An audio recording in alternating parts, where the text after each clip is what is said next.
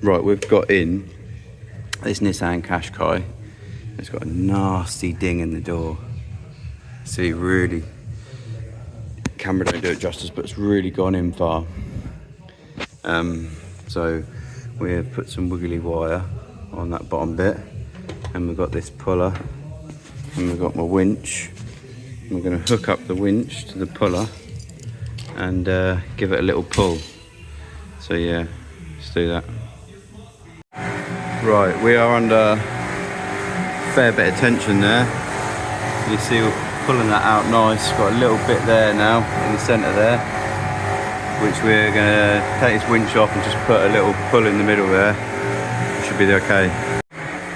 Right, there we go. That's like literally 10 minutes. Still got a few lows there, but we'll fill them. It's going to have filler in it anyway, so no point in me getting that metal perfect, spending another hour. I might as well. I know the lines are there, bottom line's there, top line's there, so we can just put a skim of filler in that, and yeah, we're good. So this is after the first skim.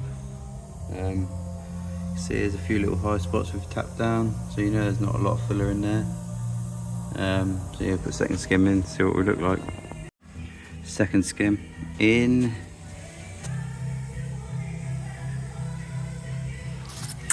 Might get it in this skim, hopefully.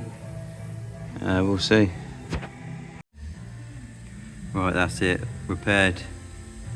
Gonna stick some primer on it, see what we look like, but I think it should be alright. So we went for a final skim of dolphin glaze, just because I wetted it up with some solvent, and the flat part here just looked a little wavy. So a little final skim, flatten that right off. Bob's your uncle. Right, we are in the booth, all masked up. Gonna get some base coat on this. See how we get on. And here we go. Job's a good one. All cleared. Came out nice, to be fair, a few little nibs, but we'll take that.